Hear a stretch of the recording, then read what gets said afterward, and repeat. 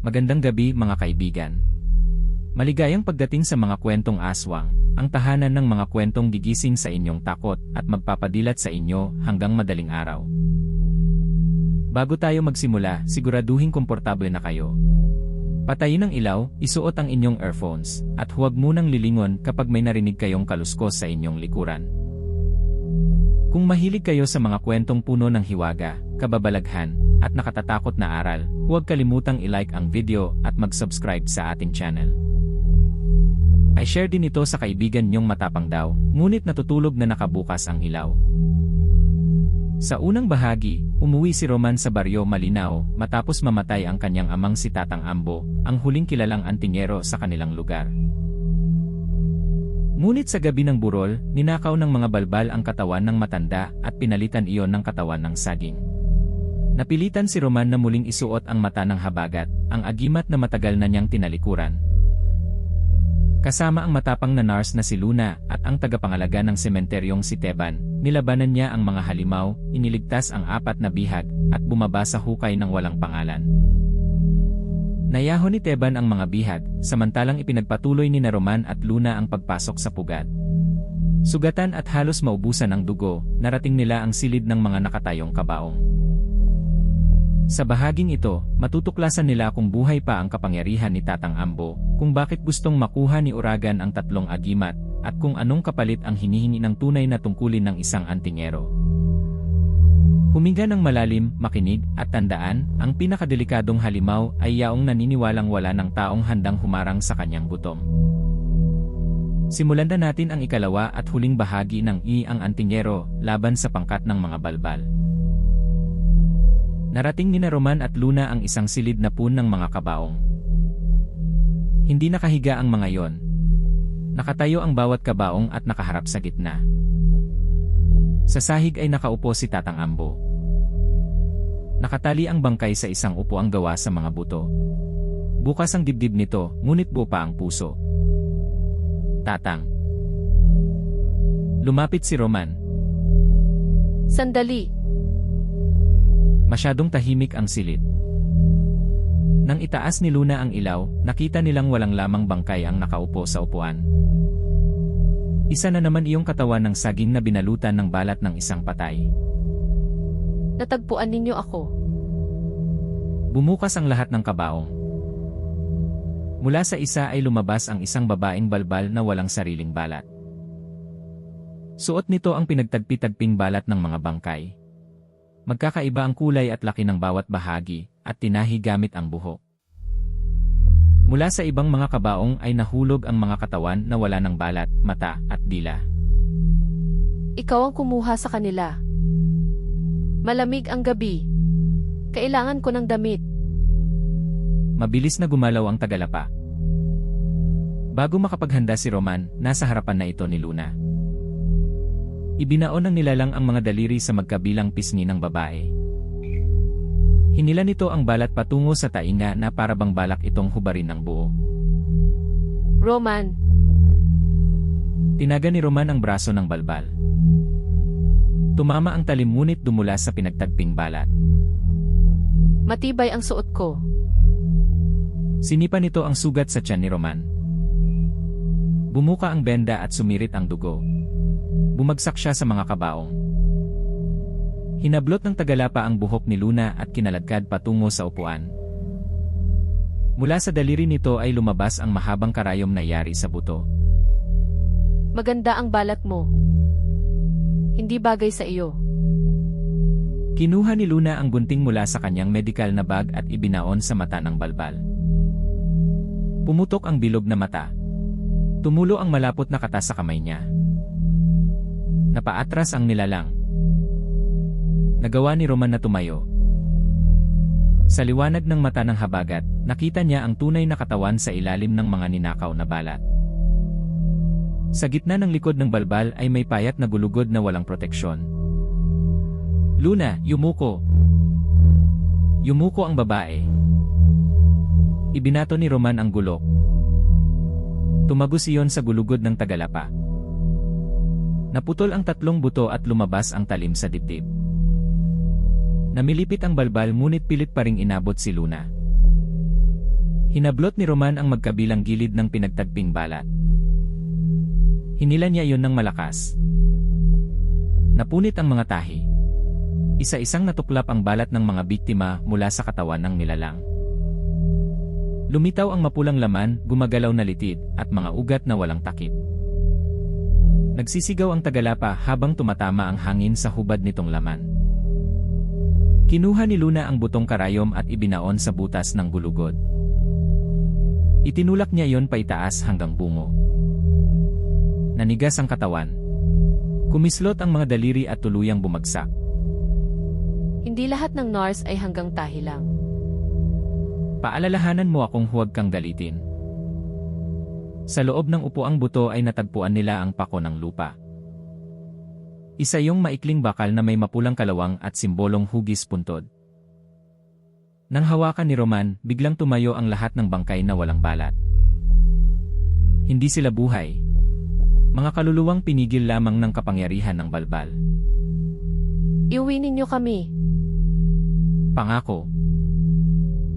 Ibinaon niya ang pako ng lupa sa sahig. Kumalat ang bitak sa buong silid. Isa-isang humiga ang mga bangkay at tumahimik. Mula sa lagusan sa unahan ay narinig nila ang sigaw ni Teban. Roman! Tumakbo sila. Natagpuan nilang nakabitin si Teban sa kisam. Nakabalot sa katawan niya ang mahabang dila ng isa pang balbal. Bumalik siya gaya ng ipinangako, ngunit sinalubong ng nilalang na tinatawag na tikom. Wala itong bibig sa mukha. Sa halip, bumuka ang buong dibdib nito mula liig hanggang tiyan. Sa loob ay may dambuhalang panga at dila na kasing haba ng lubid. Natikman ko na ang dugo niya. Huwag kang maniwala. Wala siyang panlasa. Hinigpitan ng dila ang leeg ni Teban.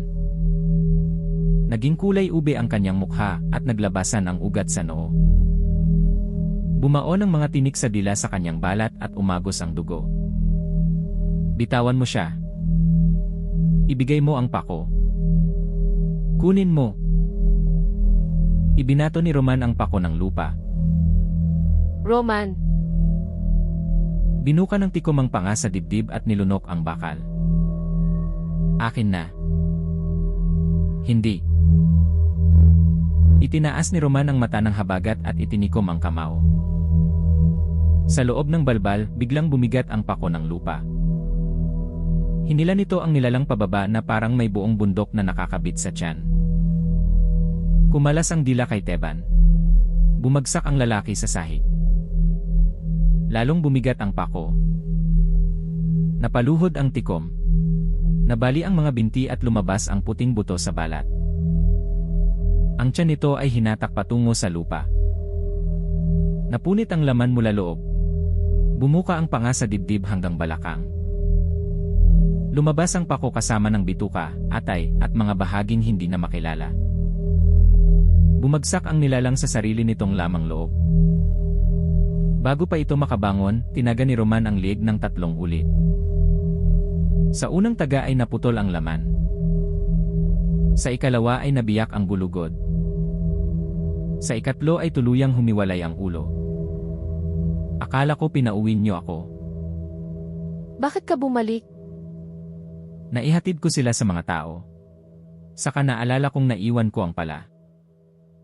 Putol na ang pala. Mahal ko pa rin. 3 na lamang ang natitirang balbal. Ngunit mas mahina na silang lahat. Halos hindi na maihakbang ni Roman ang kanang paa. Dumudugo ang sugat sa balakang at may mga ngipin pa ring nakabaon sa balikat. Nahihilo si Luna dahil sa pagkawala ng dugo sa pisngi at paa. Si Teban naman ay hirap huminga at muling namumula ang benda sa tiyan. Sa dulo ng lagusan ay bumukas ang pinakamalaking silid ng pugad. Nakatambak sa gitna ang mga bangkay mula sa sementeryo. Sa ibabaw ng bunton ay nakahiga ang tunay na katawan ni Tatang Ambo. Bukas ang dibdib nito. Ang kaliwang braso ay wala na, at sa paligid ng bibig ay may mga bakas ng kagat. Ngunit naroon pa ang puso. Tatang. Sa tabi ng bangkay ay nakatayo ang isang matandang babaeng balbal na may mahabang puting buhok at nakabukang tiyan. Siya si Ina Hukay, ang tagapag-alaga ng pugad. Huli ka na, anak ng Ambo. Sa kabilang bahagi ng silid ay may dambuhalang balbal na nakatalikod. Mas malaki ito sa karaniwang tao, puno ng peklat ang kulay abong katawan, at walang dila sa nakabukang bibig. Si Uragan.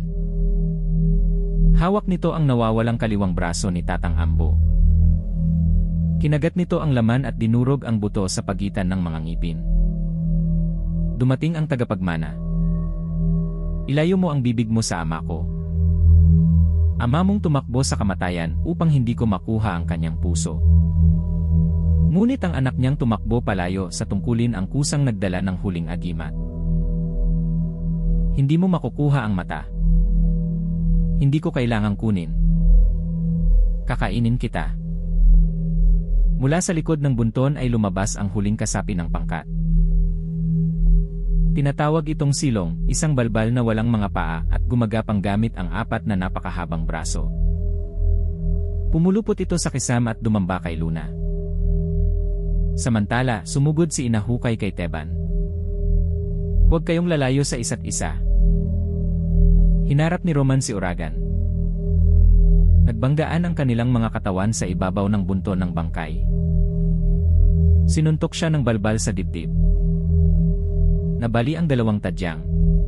Tumilapon si Roman at bumagsak sa tabi ng ama. Sumunod si Uragan at ibinaon ang kuko sa kanyang kaliwang hita. Tumagos ang mga daliri hanggang likod at hinila siya paitaas na parang piraso ng karne. Mahina ang anak. Sinaksak ni Roman ang gulok sa siko ng balbal. Pumutok ang kasukasuan. Bumali ang braso sa maling direksyon at binitiwan siya. Gumapang siya patungo sa katawan ni Tatang Ambo. Sa loob ng bukas na kanang palad ng ama ay nakita niya ang maliit na batong hugis apoy. Ang dila ng apoy. Iningatan mo para sa akin. Kinuha niya ang bato. Agad iyong dumikit sa kanyang dila. Nagliyab ang loob ng bibig niya.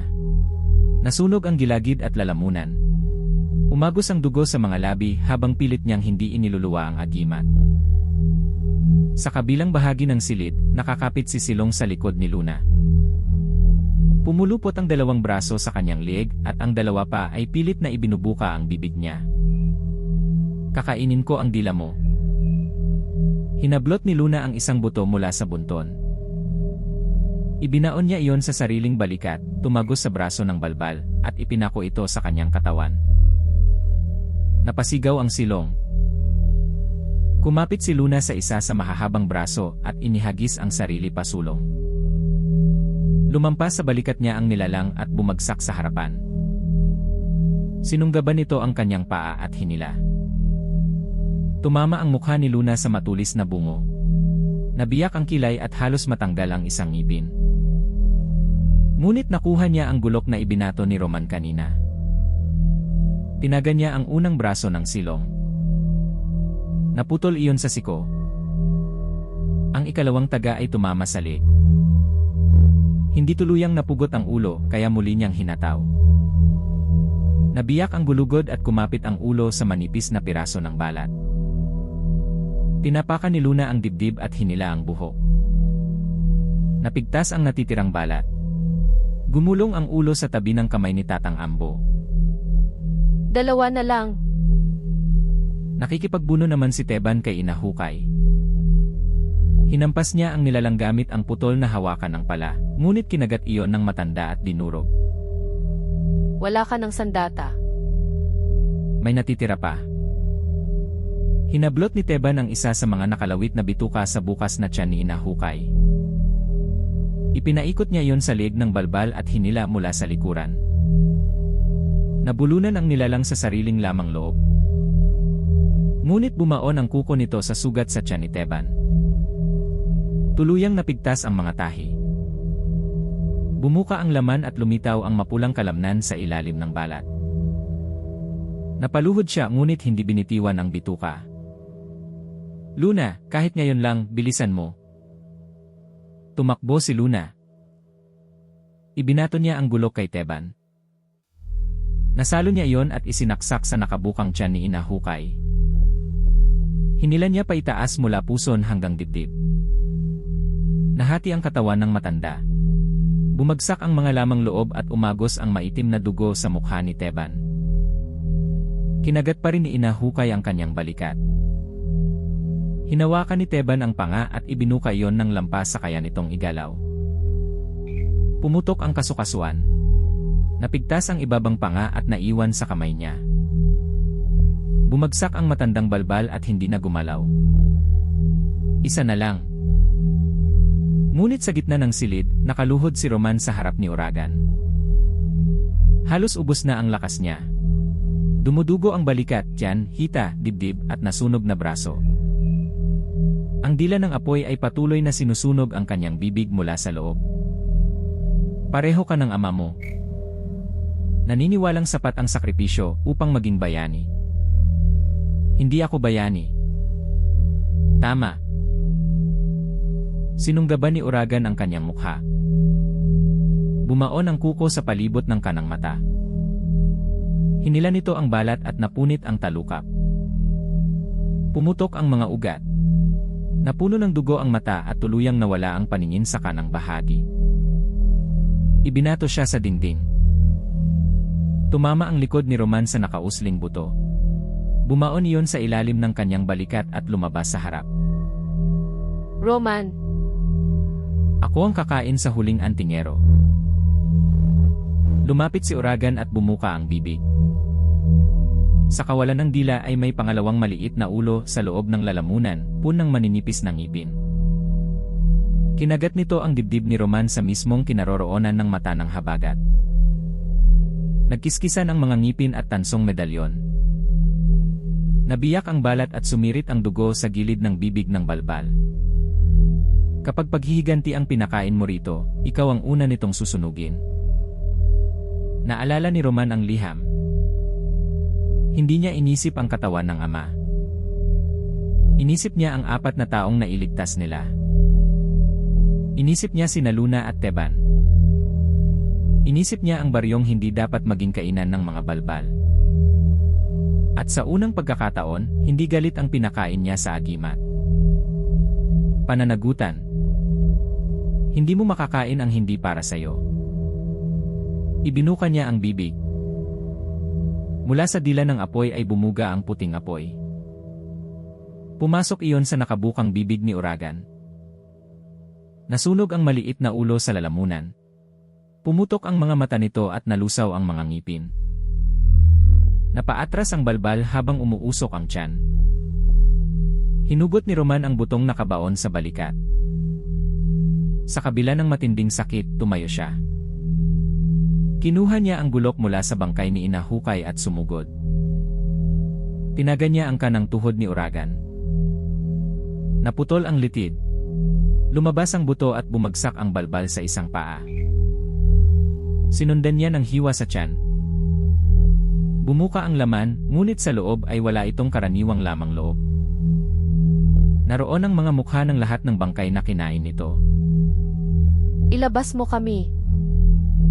Isinuksok ni Roman ang kamay sa sugat. Kumapit ang mga maliliit na ngipin sa kanyang balat. Pinunit ng mga mukha ang palad at mga daliri, ngunit hinanap niya ang pusong nakatago sa ilalim nila. Nahawakan niya ang matigas at malamig na laman. Huwag! Hinablot siya ng balbal sa leg. Bumaon ang hinlalaki sa lalamunan at halos madurog ang kanyang daanan ng hangin. Hindi bumitaw si Roman. Hinilan niya palabas ang puso ni Uragan. Kasama nitong lumabas ang kumpol ng mga ugat at maliliit na mukhang nakakapit sa laman. Pinisil ni Roman ang puso sa kanyang nasunog na kamay. Bumuga siya ng puting apoy. Nagliyab ang puso. Nagsisigaw si Uragan habang sabay-sabay na nasusunog ang mga mukha sa loob ng tiyan. Nabiyak ang kulay abong balat. Mula sa bawat bitak ay lumabas ang apoy at mga kamay ng mga kaluluwang matagal nitong kinain. Hinila ng mga kamay ang balbal mula sa loob. Napunit ang dibdib. Nahati ang tiyan. Nabali ang gulugod. Ang mga braso at binti ay napigtas sa magkakaibang direksyon. Bumagsak sa sahig ang mga bahagi ng katawan habang patuloy na nasusunog. Babalik kami. Hindi habang may nagbabantay. Itinusok niya ang pako ng lupa sa nasusunog na puso. Pumutok ang laman at naging abo. Kasabay nito, gumuho ang mga dingding ng pugad. Kailangan nating umalis. Lumapit si Roman sa katawan ng ama. Hindi nabuo si Tatang Ambo, ngunit marahan niya itong binuhat. Uwi ka, Tatang. Sinalo ni Luna ang isang bahagi ng katawan. Tinulungan naman ni Teban ang iba pang bangkay na kayang dalhin. Hindi natin mailalabas lahat. Hindi natin sila iiwan. Itinaas ni Roman ang mata ng habagat. Lumitaw sa sahig ang mga puting anino ng mga patay. Isa-isang kinuha ng mga iyon ang sarili nilang katawan. Salamat, Antinggero. Magkasama silang umakyat sa lagusan. Sa likuran ay lumawak ang puting apoy. Nilamon nito ang mga pugad, buto, at natitirang bahagi ng mga balbal. Pagdating nila sa lubid, halos wala nang malay si Roman. Si Luna ang unang umakyat at humingi ng tulong sa mga taga-baryong naghihintay sa sementeryo. Itinali nila si Roman, Teban, at ang katawan ni Tatang Ambo. Bago tuluyang gumuho ang hukay, nakalabas silang lahat. Sumabog mula sa ilalim ang puting apoy. Bumagsak ang lupa at tuluyang nagsara ang hukay ng walang pangalan. Kinaumagahan, dinala sa ospital sina Roman, Luna, at Teban. Nagtamo si Roman ng malalalim na sugat sa dibdib, balikat, tiyan, hita, at braso. Nabali ang 3 tadyang at isang bahagi ng tuhod. Hindi na naisalba ang paningin ng kanyang kanang mata. Ilang linggo siyang hindi nakapagsalita dahil sa pagkasunog ng lalamunan mula sa dila ng apoy. Si Luna ay tinahi sa pisngi, balikat, at paa. Nanatili ang mahahabang peklat, ngunit hindi nito pinabagal ang kanyang pagbabalik sa health center. Si Teban naman ay inoperahan dahil sa paulit-ulit na pagbuka ng sugat sa tiyan. Ilang tahi lahat? 47. Mataas na marka. Kapag bumuka ulit iyan, ipapako na kita sa kama. Nurse ka ba o karpintero? Makalipas ang 1 buwan, muling inilibing si Tatang Ambo. Sa pagkakataong iyon, buong baryo ang nagbantay. Ibinalik din nila sa kani-kanilang pamilya ang mga bangkay na nakuha mula sa pugad. Ang iba ay hindi nabuo, ngunit nabigyan pa rin ng marangal na libing. Sa tabi ng puntod ng ama, inilagay ni Roman ang lumang gulok. Naiuwi kita. Umihip ang malamig na hangin. Hindi ako ang iniligtas mo. Napangiti si Roman. Alam niyang alaala lamang ang tinig, ngunit hindi na niya yon itinaboy. Alam ko. Hindi na siya bumalik sa lungsod. Ipinagpatuloy niya ang pagkukumpuni ng mga makina sa umaga. Ngunit pagsapit ng gabi, naglalakad siya sa paligid ng sementeryo suot ang mata ng habagat. Hindi niya tinawag ang sarili na bayani. Tinawag niya ang sarili na tagapagbantay. Minsan, sinamahan siya ni Teban habang may dalang bago at mas matibay na pala. Kapag bumalik ang balbal, ako ang bahala. Noong una, umuwi ka. Nagpapalakas lamang ako noon. Sa susunod, tumakbo kayo papunta sa baryo at humingi ng tulong. Wala namang susunod. Mula sa ilalim ng isang bagong puntod ay may narinig silang mahinang pagkayod. Roman. Narinig ko. Maaaring daga. May daga bang marunong magsabi ng pangalan mo? Teban. Magpapalakas ulit ako sa baryo. Tumakbo si Teban habang tumatawa si Luna. Binulot ni Roman ang bagong gulok at lumapit sa puntod. Kung balbal ka, maling sementeryo ang pinasok mo. Mula noon, wala nang bangkay na nawala sa Malinao. Ngunit sinasabi ng matatanda na sa ibang baryo ay may mga kabaong pa ring nabubuksan ng walang bakas ng pala.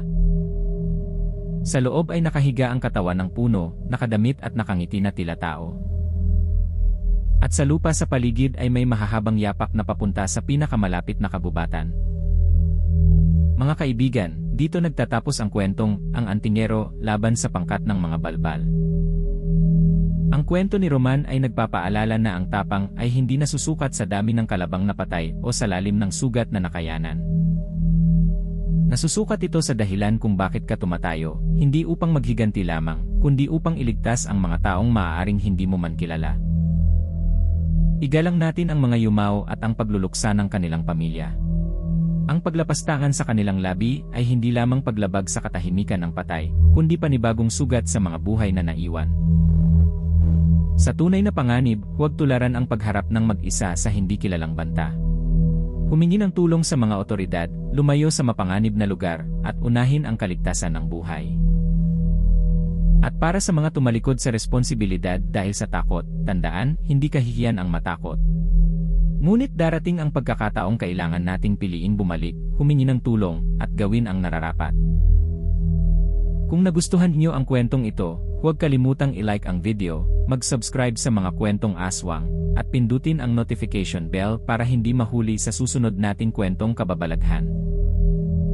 I-share din ito sa kaibigan niyong matapang daw magbantay sa sementeryo, ngunit tumatakbo kapag may kumaluskos sa likod ng lapida. Hanggang sa muli mga kaibigan. Matulog ng mahimbing, ngunit kung makarinig kayo ng umunguya sa ilalim ng inyong sahig, huwag ninyong silipin. Baka gutom pa ang huling balbal.